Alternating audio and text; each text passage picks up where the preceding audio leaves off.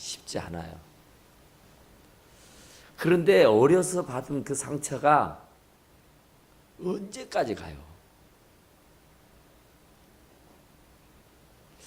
저는 초등학교 6학년인가 5학년 때였을 텐데 우리 반에 홍성이라고는 아주 등치가 그때 굉장히 컸어요. 우리와 같은 나이도 아니었고 몇 년을 꿇었다 그래요. 그런데 그 친구는 핸드볼 선수였어요. 핸드볼을 아주 잘했습니다. 그런데 우리 반에 규율부장이었어요. 근데 그 애는 그 주판을 가지고 다니면서 떠드는 아이들, 말썽 피우는 아이들, 눈에 거스리는 아이들을 이 머리, 그때는 머리가 길지도 않죠. 막 다 대부분 상고머리였잖아요. 그 머리 위로는 쫙 이렇게 긁어버립니다. 주판을. 그럼 얼마나 아픈지 몰라요. 저는 그 트라우마가 있어요. 그 지금까지 잊혀지질 않아요. 지금도 이렇게 앉아서 혼자 기도하고 있으면은 썸뜻썸뜻해요. 그 아픔이 그 어렸을 때에 진짜로 아팠어요. 그러니까 우리에게는 전부 다 나름대로 살면서의 이런저런 상처가 다 있어요. 그런데 그 상처를 치료해야 됩니다. 치료 안 하면은 여기 보니까 괴롭게 하게 하여 많은 사람이 이로 말미암아 더럽게 되지 않게 하며 그 상처 때문에 많은 사람들이 괴롭게 되고 더럽혀지게 된다. 그 얘기예요. 불행하게 된다. 그런 말입니다. 여러분 요새 드라마 뭐 보세요? 요새 드라마 뭐 재밌어요? 뭐 봅니까? 에? 무엇이라고? 에? 아, 그래. 피고인 얘기자는 게요. 월화 드라마 KBC인가요? 거기에서 하는 월화 드라마에 피고인이라는 그 드라마 있어요. 월화 드라마인데 참 거기에서 얘기하는 게 뭐냐면은 상처입니다. 쌍둥이 아들이 있어요. 쌍둥이 아들. 참민호라고는 친구하고 차선호라는 친구. 선호가 형이고 민호가 동생이죠. 근데 선호는 굉장히 착하고 말도 부모의 말에 잘 고분고분하고 공부도 잘하고 운동도 잘하고 나무랄 게 없어요. 근데 민호라고는 그 쌍둥이지만은 그 동생은 언제나 부모의 눈밖에 나요. 언제나 하는 일들이 하여튼 마음에 들지 않아요. 그러니까 언제나 부모님들은 특히 그 아버지가 회장인데 큰 회사의 회장인데 언제나 쌍둥이인데 똑같은 날 똑같은 시에 낳은 쌍둥이인데 형을 언제나 이렇게 막 하는데 동생은 아주 우습게 봐버립니다. 사랑같이 보질 않아요. 그러니까 그것이 언제나 마음의 상처였어. 그럼 결국은 그 회사, 그 아버지가 경영하는 그 회사 때문에 회사를 살리기 위해서 다른 회사의 오너의 딸과 사귀고 아주 사랑하는 관계였는데 그 동생의 애인을 형에게 빼앗깁니다. 줘요. 아버지가 주라 그래요. 경략적인 결혼을 해야 되니까. 그래야 그 회사가 살게 되니까. 그러니 동생은 얼마나 이를 갈겠어요. 그렇지 않아도 아버지한테 상처가 있어서 언제나 편애했어요. 언제나. 그러니까 언제나 찌질한 소리만 듣고 언제 한번 칭찬 듣고 인정받고 사랑받아 본 적이 없었어요. 그것 때문에 이 친구는 이 응어리가 있었어요. 상처가 철철철철 피가 흐르는 상처. 형은 회사도 경영해요. 회사에 또 높은 자리에 앉아가지고 군림을 하는데 자기는 회사에서도 민정도 못 받고 하여튼 뭐 천덕꾸러기예요. 차라리 저거 내 자식이 아니었으면 할 정도로, 저것이 어쩌다가 태어났나 할 정도로. 그런데 얘가 문제를 일으키고 다녀서가 아니에요. 괜히 부모의 기대에 어긋나게 되니까, 부모의 기대치에 도달하지 못하니까 부모가 자꾸 그 애를 편애하고 그 애를 왕따를 시키는 거예요. 그러니까 언제나 기가 죽어 살고 언제나 자기의 뜻을 펼치지 못하고, 그러니까 더 거기에 부모는 자꾸 배제를 시키고 자꾸 그렇게 왕따를 시키는 거예요. 그렇게 해서 결국은 어찌 됩니까? 그 동생 차민호라고 하는 친구가 형 자손으로 죽여버립니다. 아주 무자비하게 죽여버려요. 너무너무 형이 많은 것을 가졌어요. 이게 부럽기도 하지만은 아버지가 너무너무 편애를 하니까 자기가 진짜 너무너무 비참한 거야. 너무. 그래서 저 형을 죽여버리고 내가 형의 자리를 차지해버려야겠다. 그러니까 이 상처는요, 하루아침에 생기는 것이 아닙니다. 우리가 새봄이 되면은 이제 새싹이 올라오잖아요. 땅 밑에서는 무슨 역사가 일어나고 있는지 몰라요, 아무도. 그러니까 지금 살인을 하고 간음을 하고 도둑질을 하고 하는 현상만 보고 얘기하는데, 사실은 그 현상이 이루어지기 전까지는 그 땅 속에서 응어리고 있는 그 엄청난 사건들이 있다니까요. 그러니까 그 차민호라는 친구가 자기 형 차선호를 죽여버리기까지는 이 가슴에 응어리가 수도 없이 쌓이고 쌓인 거예요. 그래서 그 형만 없으면, 단 둘이니까 형만 없어지면은 그 형의 자리를 내가 독차지할 수 있고 그 형이 가졌던 모든 부귀영화를 내가 누릴 수 있겠다 해서 이 형만 없어져 버리면 돼. 그래 죽여버리잖아요. 그리고는 자기가 형이 되는 거예요. 자기가 민호인데 선호로 변장을 한다니까요. 선호는 자기가 죽여버리고, 그리고는 민호가 죽었다는 거예요. 그리고는 민호가 선호 행세를 해요. 그리고 예전에 사랑했던 그 아내, 그러니까 형수죠. 그 형수하고 이제 같이 살고, 그 얘기는 자기 얘기예요. 또 자기가 낳은 애기라고요.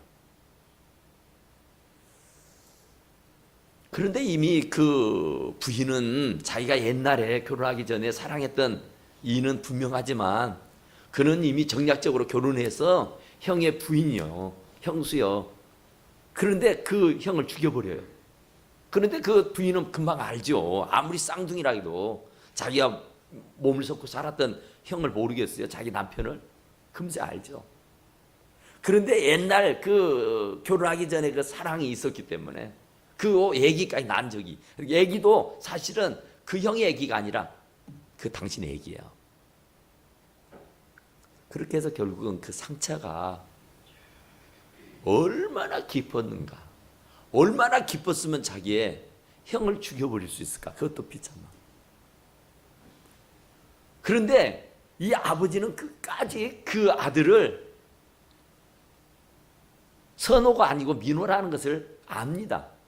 이게 첫째 아들이 아니고 둘째라는 거 알아요. 변장해서 이놈이 자기 형을 죽여버리고 형의 그 자리를 탐을 내고 그 아버지의 사랑을 독차지하려고 하는 그런 계략을 가졌다는 것을 금세 알아버려요. 어머니도 금방 알아버리죠. 아버지도 금방 알아버리고 그 부인도, 형수도 금방 알아버려요.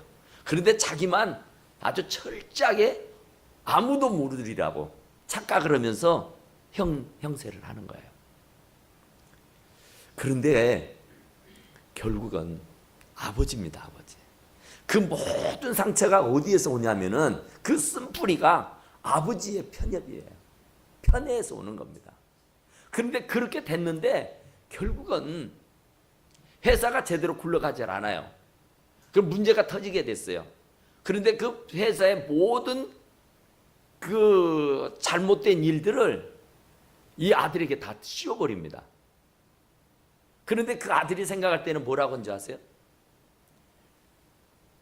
내가 민호가 아니고 선호였었다고 하면은, 내가 동생이 아니고 형이었었다면 과연 아버지가 나에게 이런 덤태기를 씌워가지고 나를 감옥으로 내쫓겠냐. 내가 선호가 아니고 민호였기 때문에, 형이 아니고 동생이었기 때문에 하나님은, 아니 아버지는 끝까지 나를 이렇게 대접해 주지 아니하고 천덕꾸리 시주보라고, 결국은 회사를 망가뜨리는 것은 아버지인데 그 망가뜨리는 회사를 자기에게 전부 다 덤태기를 씌워서 감옥에 가게 되는 그런 일까지 해요. 그러면서 이제 그 부인이 그러죠. 그 부인도 정략적으로 결혼했으니까 그 시아버지 대해서 상처가 있어요. 사랑하지도 않는 사람하고 결혼해서 사는데 그게 무슨 행복이 있겠어요. 그러니까 비수만 갈고 있죠. 그 아버지를 어떻게든지 망가뜨려야 되겠다고.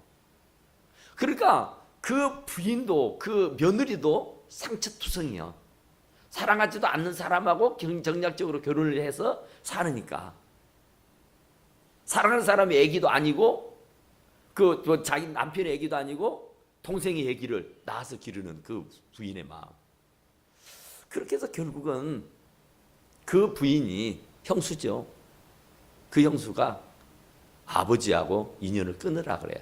이제 아버지하고 그 아들하고 갈라지게 만들어요. 싸우게 만든단 말이죠. 그런데 그런 모든 일들이 어디서부터 시작됐냐면은 어려서 편애하는 것에서, 부모들이 자녀를 똑같이 대우하고 똑같이 인정하고 똑같이 사랑해야 했었는데 그렇지 아니하고 어떤 아이에게만, 성경에도 그러잖아요. 요셉, 그죠? 야곱, 에서, 그죠? 그 문제가 부모예요, 부모. 자식이 잘못되는 것은요, 부모입니다, 다. 그러니까 이놈의 자식이 이럴 게 못 돼요. 어쨌든 알게 모르게 부모로부터서 이런저런 상처가 있어가지고 그 상처가 터져본 거예요. 그것이 아물고 그것이 치료가 되고 그게 고쳐져야 된대. 그것이 고쳐지지 않아서 결국은 그 큰 문제를 일으키게 되는 것이다, 그런 얘기죠. 오스왈드라고 하는 사람이 있어요. 오스왈드라는 사람. 이 사람도 어려서 어머니 아버지가 행복하게 지내는 꼴을 못 봤어요. 맨날 부부간이 으르렁거리고 싸우는 거예요. 그러다가 어머니가 견디다 못해서 이혼을 합니다. 그래서 얘가 어렸을 때니까 어머니를 따라서 새아버지에게 가는 것이죠. 근데 그 새아버지도 역시 전혀 아니에요. 어머니를 막 때리고 어머니의 돈을 다 빼앗고, 하여튼 어머니를 정말로 못 살게 구는 거예요. 그래서 결국은 그 어머니가 이 두 번째 남편하고도 못 살고 그냥 헤어집니다. 이혼을 해요. 세 번째 남자를 얻어서 결혼을 합니다. 그러니까 오스왈드라고 하는 사람은 세 명의 아버지를 모시고 사는 사람이었어요. 그러니까 거기에서 어머니가 그 아빠한테, 새아빠한테 막 착취를 당하고 매를 맞고 욕을 먹고 사람 대접을 못 받고 막 이렇게 사는 것들, 그러면서 자기에게 오는 그런 상처가 얼마나 많았겠어요. 그 새아버지가 자기에게 린치를 가하는 것들이 얼마나 많았겠어요. 그러니까 그런 응어리가 어려서부터 쌓이고 쌓인 거였어요. 그래서 이 오스왈드가 이제 장성을 해서 이제 자기도 나름대로 그런 아버지 어머니가 했던 일들을 보고 자랐기 때문에 나는 그러지 않으리라 100번 다짐을 해요. 근데 고등학교를 지나게 가지고 고등학교에 가서 적응을 못 합니다. 친구들하고 싸워요. 정학을 당합니다. 정학을 당하고 나서 졸업을 못하고 퇴학을 당해버려요. 그리고 나서 해병대로 가가지고 군대 자원을 합니다. 지원을 해요. 군대 가가지고도 친구들하고 전우들하고 막 싸우는 통에 제대로 전역을 못하고 불명예스럽게 그냥 제대를 하고 맙니다. 그리고 나서 이제 당신이 조금 마음을 고쳐먹고 내가 이렇게 살아서는 안 되겠다 하고는 마음으로 각심을 하고 이제 회사에 취직을 해가지고 회사에서 열심히 일을 하면서 이렇게 삽니다. 그러던 중에 여자를 만나요. 사랑하는 여자를 만나서 사랑을 나누면서 이렇게 한때 행복을 느끼며 살아요. 그래서 결국 결혼도 합니다. 결혼을 했는데 그 결혼이 참 행복했으면 좋았겠잖아요. 그런데 결혼했는데도 그 결혼 생활이 그렇게 만만치 않은 거예요. 경제적으로 어려움을 당하게 되고 그래 되니까 자연스럽게 아내는 자기를 무시하고 멸시하고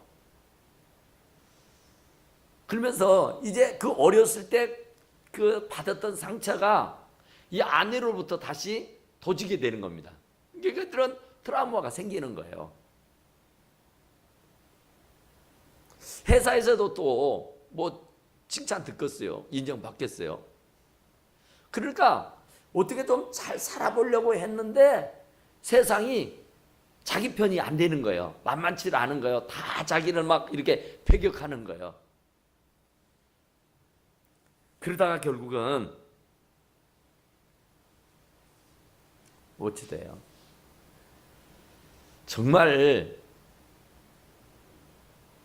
힘들고 어려웠던 그 과거의 삶, 그 부모로부터서 그 받았던 그런 상처들을 끌어안고 살다가 결국에는 그 오스왈드라고 하는 사람이 1963년 11월 2일 12시 정오에 자기 회사 옥상에 총을 들고 올라가서 사람을 쏴 죽여버립니다. 그 사람이 누구냐면 존 F 케네디 대통령이에요. 자기하고 존 F 케네디하고 아무 상관없어요. 그런데 그 아버지로부터서 엄청난 불이익을 당하고 자기가 그 부모의 따뜻한 사랑을 받지 못하고 천대받고 멸시받고 살던 그가 결국은 어디에서도 인정을 받지 못하고 사랑을 받지 못하고 가정을 꾸렸는데도 가정도 그렇고 직장을 가졌는데 직장에서도 그렇고 그가 어디에서도 인정과 사랑을 받지 못하고 냉대와 이 무시만 당하고 산 거예요. 그래서 그 상처가 너무 크니까 그것을 어떻게 쓰다듬고 그것을 어떻게 치유하기보다는 그걸 견디지 못해서 총을 들고 가가지고 옥상에서 죄 없는 존 F 케네디를 쏴서 죽여버린다니까요. 유대인들을 대학살을 했던 사람 있잖아요. 히틀러가 650만 명이라고 하는 사람을 죽여버려요. 유대인들을. 그런데 그 히틀러가 650만 되는 이브리 사람들을 죽여버리는 이유가 뭐였냐면 열등감이었어요. 모든 게요. 이 상처는 열등감에서 시작이 됩니다. 열등감. 그러니까 남들보다 잘 나가고 남들보다 잘하고 남들보다 우월하면은 열등감은 안 생겨요. 그런데 그 열등감이 콤플렉스거든요. 하여튼 나는 뭘 해도 안 돼. 나는 누구도 인정해 주지 않아. 누구도 나를 사랑해 주지 않아. 누구도 내 편이 없어. 이런 컴플렉스에 빠져버리면요. 큰 문제가 생겨요. 오스왈드라는 사람도 마찬가지였지만은 이 히틀러라는 사람도 마찬가지예요. 이 히틀러가 원래 그런 게 아니라 유대인들이 이 독일에 와가지고 사는데 독일 국민의 3%래요. 3%. 히브리인들은. 유대인들은 3%, 100명 중에 3명만 유대인들이에요. 그게 100명 중에 3명이면 뭐 별것도 아니잖아요. 그런데 그 사람들이 살아남기 위해서 이 유대인들이 굳은 일 아주 마다하지 않냐고 열심히 일을 합니다. 멸시와 천대를 다 받아가면서 우리가 살 수 있는 길이 뭐냐?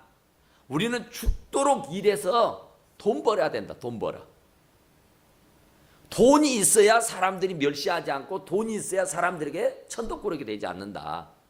그러니까 우리 민족은 100명 중에 3명이지만 이 독일 땅에서 살아남으려고 하면은 돈을 벌자. 그래서 유태인들이요, 돈에 완전히 매료가 됩니다. 그래서 독일의 일자리도 경제적인 것, 돈이 되는 곳, 은행이라든지 세관이라든지 세무공무원이라든지 이런 데에만 이 유태인들이 쏙쏙이 들어갑니다. 결국은 이 히틀러가 650만 명을 죽여버릴 수밖에 없었던 것은 그 3% 4%밖에 안 되는 유태인들이 그 독일의 40%의 경제적인 것들을 다 휘어잡고 있는 거야. 그러니까 경제의 40%를 유태인들이 쥐고 있다니까요. 그러니까 유태인들이 이 나라를 우지자지 해버리는 거예요. 우지자지. 그래서 히틀러가 그때 나치당을 이렇게 이끌고 있는 수장이었는데 아주 웅변술이 대단히 뛰어났다 그래요. 전쟁이 있고 난 연후였기 때문에 경제적인 공황이 왔다 그래요. 그런데 그 경제적인 공황이 왔는데 이 경제적인 공황, 이 어려움이 처하는 것은 유태인들이 이 경제적인 것을 40%를 쥐고 있어서 저들이 언제든 무슨 일이든 우리나라에서 일을 저지르고 말 것이다. 그러면서 연설을 합니다. 그런데 그 독일 국민들이 그게 다 매료가 돼버려요. 그러니까 그 힘을 얻어가지고 이것들을 완전히 멸해버립니다. 삼족을 다 멸해버려. 그래서 650만 명을 싹 죽여버린 거야. 그런데 그것이 히틀러의 콤플렉스입니다. 열등감이에요. 그러니까 우리가 저들보다 더 뛰어나고 저들보다 우리가 아쉬울 게 없고 우리가 뭐 아무것도 꿀 것이 없는데도 불구하고 염려하는 것입니다. 염려. 앞으로 아직 되어진 일도 아닌데 앞으로 저것들이 어떻게 이 나라의 경제의 40%를 쥐고 있으니까 저것들이 마음만 먹으면 이 나라를 정복하고 이 나라를 뒤집어 버릴 수 있겠다고는 그런 막 불안감이 온 거예요. 그래서 결국은 그들을 없애버려야 되겠다 해서 죽인 것이에요. 모든 사랑과 더불어 화평함과 거룩함을 따르라. 이것이 없이는 아무도 주를 보지 못한다. 너희는 하나님의 은혜에 이르지 못하는 자가 없도록 하나님의 은혜에 그 하나님의 은혜를 깨닫고 알아야 돼요. 어떤 분이요 40대 문 여자분이 그분도 어려서 어머니가요 뭔 일을 시켜요. 그러면 어머니가 언제나 그 아이가 못마땅한 거예요. 시원하지 않은 거예요. 일을 맡겨도 뭔 일이고 간에 시원하게 딱 해치워버린 적이 없었는가 봐요. 언제나 시원치 않고 언제나 미숙하고 언제나 부족하고 그래서 어머니가 일을 시켜놓으면은 언제나 째려봤다 그래요. 그 아이가 보기에는 그 어머니는 그러지 않았을 텐데 이 아기가 느낄 때는 언제나 자기를 심찬하게 보고 언제나 일을 시켜놓고는 언제나 이렇게 막 쏘아보는 거래요. 쏘아보고 하여튼 그 못마땅해 하면서 이렇게 막 감시하듯이 이렇게 하는 것이었다 그래요. 그러니까 이 애가 어려서부터 언제나 가만히 있지를 못하는 거예요. 막 왜냐하면 어머니가 지금 쏘아보고 있는데 내가 괴롭히고 있고 내가 쉬고 있고 놀고 있으면 어머니가 금세 화를 낼 것 같아서 실실 눈치를 보면서 어머니의 눈치만 실실 보면서 하여튼 둘러눕지도 못하고 쉬지도 못하고 맨날 뭔가를 어머니 앞에서 막 해야만 했다는 거예요. 안 하고 있으면 어머니가 아주 무섭게 째려보고 어머니가 곧 죽일 것처럼 그 어머니의 눈빛은 사랑스러운 눈빛이어야 되잖아요. 어머니의 눈빛은 언제나 그 자애로움의 눈빛이어야 되잖아요. 근데 그 아이가 느끼는 어머니의 눈빛은 살기가 있는 눈빛이었어요. 그 어머니가 언제나 이 아이에게 못마땅해 가지고 막 쏴보고 아무쪼록 그 아기가 느낄 때는 그랬다는 거예요. 어쨌든. 그런데 그게 어른이 돼가지고도 마찬가지였대요. 결혼을 해가지고도 가만히 있지를 못해요. 우리는 좀 피곤하면 쉬어야 되잖아요. 공휴일도 있잖아요. 휴일도 있고. 그런데 이분은 그 어렸을 때의 트라우마, 그 상처가요, 어른이 돼가지고 결혼을 했는데도 불구하고 한시도 놀지 않는 거예요. 한시도 일손을 놓지 않고 계속 뭔가를 해야만 했대요. 누워서 자거나 쉬면은 이거 큰일 날 줄 알았대. 그러니까 혼자 스스로가 그런 거예요.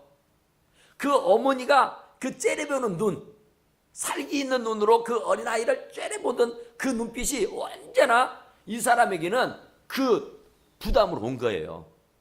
그래서 일을 않고 놀고 있으면, 누워있으면, 자고 있으면, 쉬고 있으면 큰일 날 것이기 때문에 그는 한 번도 둘러놓지 못한 채 계속 일만 찾아서 일하게 되는 일 중독에 빠져버린 거예요. 결혼해서 아기를 낳아서 키우는데도, 애들이 다 장성해서 이제 다 키웠는데도 불구하고 어머니는 계속 일을 하고 있는 거예요. 부엌에서 일하고 뭐 밭에서 일하고 논에서 일하고, 하여튼 어머니 제발 좀 일 좀 하지 마시고 이제는 나이도 드셨으니까 좀 쉬세요. 어머니 제발 좀 일손을 그만 놓으세요. 어머니 이러다 돌아가시면 어쩌려고 그러세요. 백날 얘기를 해도 그 쉬고 있다가 어머니의 그 살기 있는 눈빛이 떠오르기 때문에 멀딱 일어나는 거예요. 그 어머니의 살기 있는 눈빛 때문에 절대로 들어 누워 있으면 안 되고 쉬어 있으면 안 되고 해찰 피우면 안 되었어요. 그러니까 언제나 어머니가 돌아가신 지가 수년이 지났는데도 불구하고, 자기가 이제 어머니의 그 자리에 있으면서도 불구하고 그 어머니가 지금도 보고 있다고 생각하는 거예요. 그래서 이제 그분이 어떻게 치유를 받죠. 어머니는 돌아가셨고 어머니는 이 땅에 계시지 않으니까 이제 자유하십시오. 이제 마음껏 이제 쉬셔도 됩니다. 누가 뭘 할 사람 없습니다. 그러면서 주님을 모시게 돼요. 주님을 보세요. 주님은 자매님을 자애로운 눈빛으로, 은혜로운 눈빛으로 정말로 365일 24시간 내내 사랑의 눈빛으로 주님이, 우리 하나님이 자매님을 보고 계시는 거예요. 그러니까 이제는 일하지 않아도 되고 이제는 쉬어도 괜찮으니까 이제 그 어머니를 놔버리십시오. 그 어머니는 없어요. 없는데도 불구하고 막 있는 것처럼 느끼는 거예요. 그분이 보지도 않아. 그런데 막 보는 것처럼 느끼는 거예요. 어머니를 용서해 버리십시오. 어머니를 용서하지 못해서 그런 거예요. 하나님의 사랑은 끝이 없는 사랑이니까. 예수님은 그렇게 자기를 죽이는 사람도 그렇게 용서했지 않습니까? 예수님의 사랑을 받았으니까 이제 자모님도 어머니를 용서해 주세요. 어머니를 그만 놔두세요. 그리고 났더니 그 일의 중압감에서 벗어나게 됐다는 거예요. 그러니까 그 상처는 빨리 치유돼야 됩니다. 치유는 어디에서 일어나느냐 하면 용서입니다. 용서하지 않으면 치유는 안 일어나요. 우리가 이 속이 뭐 문제가 생기면 그걸 째고 꼬매고 어쩌고 해서 수술해서 이게 돼야 되잖아요. 그러면 치료가 됩니다. 그런데 이 마음의 상처는 어떻게 할 수가 없어요. 그 마음의 상처를 치료할 수 있는 길은 오직 내가 용서해 버리는 겁니다. 차민호가 그 아버지를 용서해야 돼요. 그 용서를 못하고 끝까지 응어리를 지고 살다가 결국은 죄도 없는 사람들 막 죽여버리잖아요. 막 엄청난 문제를 일으키잖아요. 그러니까 자그마한 상처가 결국은 자기를 망가뜨리고 자기만 망가뜨리는 게 아니라 남을 괴롭게 하고 또 모두를 더럽히고 마는 것이다 그 말이죠. 그러니까 우리는 어쨌든 하나님의 은혜는 한이 없는 사랑입니다. 하나님은 사랑이시니라 그랬으니까 혹이라도 여러분들이 어떤 상처를 가지고 있다면은 그 사람을 용서해버리고요, 이해해버리고요, 감싸줘버리고 덮어줘버리십시오. 그래야 여러분들이 그 죄에서 자유함을 누릴 수 있고 그 상처에서 이제 벗어나서 자유를 느낄 수 있게 될 줄 압니다. 그러니까 우리는 모든 사람과 더불어 화평함과 거룩함을 따르라 그랬어요. 누구하고도 원수 맺고 살아서 안 돼요. 누구하고 등을 돌리고 살아서도 안 됩니다. 누구하고도 격이 없이 화평하게 하는 사람 복이 있다 그랬잖아요. 우리가 그 복을 받아 누릴 수 있게 되기를 간절히 축원합니다. 기도합시다. 우리 하나님